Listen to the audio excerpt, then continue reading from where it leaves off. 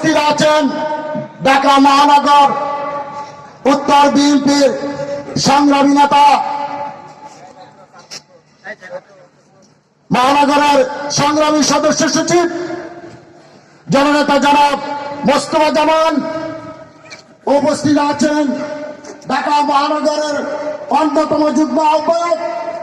আন্দোলন সংগ্রামের পরীক্ষিত সৈনিক অ্যাডভোকেট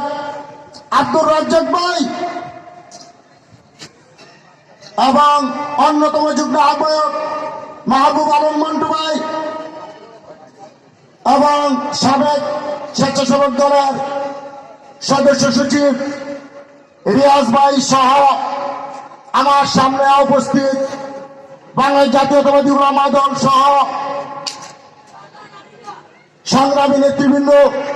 আমি আমার প্রাণ প্রিয় সংগঠন